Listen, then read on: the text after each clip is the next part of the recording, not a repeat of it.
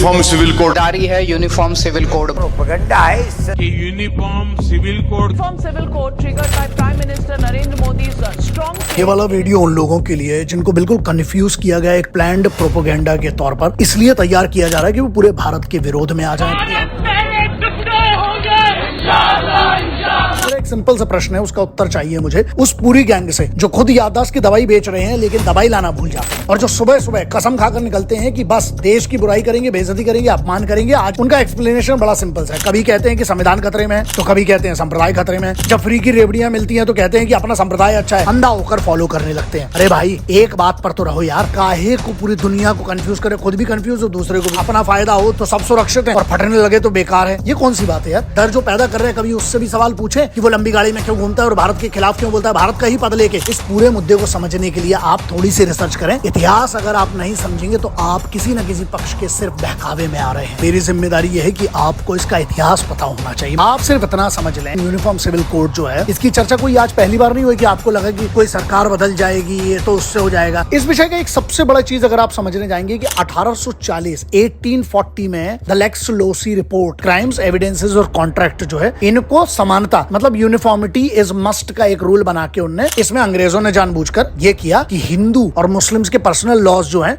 उसको कोडिफिकेशन होता है उससे बाहर रखा गया, बाहर कर दिया उनने। इसके बाद पहला सिविल कोड अगर आप समझना है तो सिर्फ सर्च इंजन पे जाके इतना सर्च कर लेना, the code of civil procedure 1859, या फिर डिटेल अगर सर्च करना हो तो सर्च कर लेना Whitley Stokes the Anglo Indian codes 1888 volume 2 page number 381। ये विषय, ये मुद्दा एक बहुत बड़ा समंदर है। अगर आपको लगता है कि ये 2 मिनट या 5 मिनट में आप समझ जाएंगे तो नहीं। जिसका इतिहास ही 100-150 साल का होगा, आप उसको कैसे समझ सकते हो इतनी आसानी से? इसकी अगर आप हिस्ट्री पे जाओगे ना तो जो 1840 का लेक्स लोसी रिपोर्ट है, 6 से 8 घंटे का वीडियो बन सकता है, इतना कंटेंट है उसपे। उसके बाद British planning of divide and rule policy, बहुत गहराई है इस पूरे मुद्दे में। आप वर्तमान का कोई भी निर्णय अगर बगैर इतिहास जाने लेते हैं तो समझिए आप सिर्फ और सिर्फ किसी एक पक्ष की अफवाह को मानने वालों में से एक है। बुद्धि का उपयोग कीजिए, किसी भी कंक्लूजन में पहुंचने के पहले थोड़ा समझिए इस विषय को। ये नकली फर्जी इतिहास लिखने वाले जो हमको गुलाम भारत लिखते थे ना, ब्रिटिश इंडिया, और ये इन लोगों ने 1858 से लेके 1947 1858 टू 1947 में रायता नहीं फैलाया, इन लोगों ने रायते का समंदर फैलाया। तो बहुत सारी ऐसी चीजें जिस पे कोई बात ही नहीं करता है। तो अगर आपको समझना है तो उसके लिए आपको वक्त देना पड़ेगा। 1847 से आज तक बहुत कुछ हुआ है दोस्त, मांग, पक्ष विपक्ष, संविधान की चर्चा, सब कुछ। लेकिन पहली बार इस पर एक बिल आया 9 दिसंबर 2022 को राज्यसभा में, प्राइवेट मेंबर बिल के तौर पर uniform civil code in India 2020 bill पेश किया गया था। समझ में ये नहीं आता है कि तुम कहते हो संविधान वाली जो चर्चा होती, संविधान खतरे में, तो ये तो संविधान से बन रहा है। मेरा सिर्फ मुद्दा ये है कि यार देश के खिलाफ तो मत हो, किसी नेता के खिलाफ वो चलेगा, वो तुम्हारी पर्सनल राइट है, तुम्हारा आर्टिकल 19 में, लेकिन यार देश के खिलाफ तो मत हो जाओ और अपनी ही बातों से मुकर जाते हैं। मुद्दा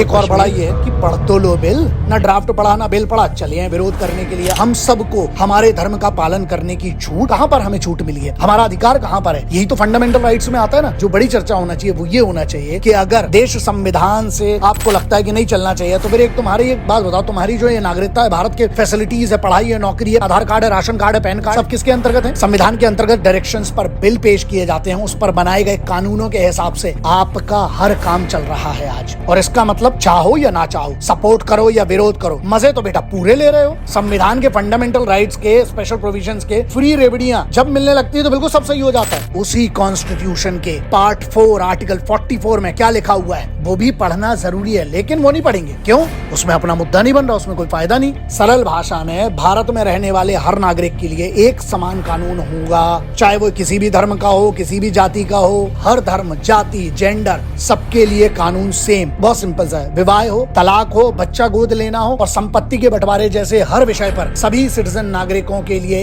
एक जैसे नियम लागू होंगे। अब बड़ा मुद्दा उन निकम्मे बकलोलों के लिए जो सुबह से चरस की चाय पीकर नाश्ते में भांग अफीम की रोटी खाकर चिल्ला रहे हैं क्या कि संविधान खतरे में। अच्छा, तो इनका क्या है बड़ा इल्जाम पता है कि यूसीसी जो है वो अनकॉन्स्टिट्यूशनल है। अच्छा, आर्टिकल 44 में क्या है वो नहीं पढ़ा? नहीं, तुमको तो जिसने जो बता दिया बिल्कुल कुत्तों के जैसा फॉलो करने लगे। समझ में ये नहीं आता है, इनको चाहिए कि नेता बदलें और इनको चाहिए कि पूरे देश में हर लोग, ब्यूरोक्रेट्स इनके लिए काम करें, नेता इनके लिए काम करें, सरकारी लोग इनके लिए काम करें, प्राइवेट लोग इनके लिए काम करें। अच्छा, अबे एक कंबल में दारू की एक बोतल में 200-500 में बिकने वाले तुम लोग, जब तक आप वोट बेचते रहेंगे ना, अगर तुम्हें सवाल करना है ना, अपने आप से पूछो कि तुमने देश के लिए क्या किया। अब उन बकलोलों के बारे में सुन लीजिए जो कहते हैं कि बाबा साहेब अम्बेडकर के बारे में गलत बात करते हैं। अच्छा, एक चीज बताता हूँ, चलो RTI कर लो, 10 रुपए खर्च कर लो। 7.65.178 ये क्या है? CAD लिख लेना। ये क्या होता है? कॉन्स्टिट्यूएंट असेंबली डिबेट्स जो हुए थे दिसंबर 9, 1946 से लेके जनवरी 24, 1950 तक बाबा साहेब अम्बेडकर ने क्या क्या कहा है, ये वॉल्यूम 7 ऑफ द CAD में, उसके बारे में जरा RTI कर लेना। और ऐसे बहुत सारे लोग हैं जो बाबा साहेब अम्बेडकर का नाम हर जगह लेते हैं लेकिन अभी विरोध कर रहे हैं। अरे कहे को तो बाबा साहेब अम्बेडकर ने ही तो कहा था। एक पक्ष में रहो। प्रॉब्लम मालूम क्या है ना, तुम पक्ष बहुत बदलते हो तुम लोग, यही सबसे बड़ी समस्या है। और एक और बात, बहुत सारे लोग बिल्कुल ज्ञान देने आ जाएंगे इसमें, है ना। एक बात बताओ, चलो 1857 जब गदर हुई ना, उसके बाद अंग्रेजों की जो हवा खराब थी ना, ईस्ट इंडिया कंपनी के गड़ासों से काट काट कर उनको जब भेजा गया, अब उसमें सब शामिल थे। वहां पर भी बात आती है कि सभी का खून शामिल है इस वतन की माटी में। 1857 का जरा गदर पढ़ लेना, सब समझ में आ जाएगा कैसे अंग्रेजों के खिलाफ कैसे लड़े सब मिलकर। लेकिन क्योंकि आपको तो पढ़ना नहीं है ना, कब तक कटती रहेगी? जब तक आप बेवकूफ रहेंगे, जब तक आप अपने बारे में, अपने कॉन्स्टिट्यूशन के बारे में, आपके इतिहास के बारे में हम नहीं जानेंगे, आपकी कटती रहेगी। तो मैं सिर्फ 2-4 सलाह दे रहा हूँ, अगर मानना हो तो मान लेना। लेकिन अंग्रेजों का कोई भी एक्ट उठा लो, 1800, अगर मैं 58 से ही बात करूं ना, गवर्नमेंट ऑफ इंडिया एक्ट है 1858 का, सोसाइटीज रजिस्ट्रेशन एक्ट है 1860 का, इंडियन पीनल कोड है 1860 का, क्रिमिनल ट्राइब्स एक्ट है उनका 1871 का, क्रिश्चियन पर्सनल लॉ है 1872 का, पंजाब लैंड एलिएशन एक्ट है 1900 का, Bengal criminal law amendment act है 1924 का, 1928 का एक और एक्ट है हिंदू इनहेरिटेंस एक्ट है, जैन लॉ है 1930 का, मुस्लिम पर्सनल लॉ शरीयत एप्लीकेशन एक्ट है 1937, इंडियन इंडिपेंडेंस एक्ट है 1947 का। अब एक बात बताओ, इतने सारे, मैंने तो सिर्फ आपको 25-27 गिनाए होंगे, कितने एक्ट बने? नहीं पढ़ेंगे कुछ नहीं। क्यों? क्योंकि तुम्हें तो लगता है ना कि सब सरकार करे, है ना। कोई भी सरकार हो, यही मुद्दा है दोस्त, खुद की जिम्मेदारी लेना शुरू कर दो। मैं तो कर रहा हूँ, मैं तो डंके की चोट पे करता हूँ समर्थन, क्योंकि थोड़ा बहुत पढ़ा है इस बारे में और रिसर्च करके बात कर रहा हूँ। वरना ट्रेंडिंग के लिए मैं उसी दिन वीडियो डाल देता नहीं, क्योंकि मुझे उन लोगों की बहुत ज्यादा इज्जत है जो मेरी बात पर भरोसा करते हैं। वरना ध्यान रखना, अगर अफवाहों पर भरोसा करते रहोगे तो आपस में ऐसे ही बढ़ते रहोगे, मिटते रहोगे और देश का बर्बादी होगी। मिल जाओ इकट्ठे, और उसके लिए पढ़ना पड़ेगा हमारी एकता के बारे में, अखंडता के बारे में, भारत के संविधान के बारे में। और जो लोग भी किसी का भी विरोध करने लगते हैं, किसी का भी समर्थन करने लगते हैं, पहले थोड़ा अपने ज़मीर को झांको, अपने अंदर झांको, क्या तुमने सवाल करने के लायक तैयारी भी की है? और नहीं की है तो फिर क्यों किसी को इल्जाम देते हो? खुद अपने आप को इल्जाम दो, क्योंकि तुम अपने आप के लिए कुछ नहीं कर रहे हो, आने वाली पीढ़ियों के लिए कुछ नहीं।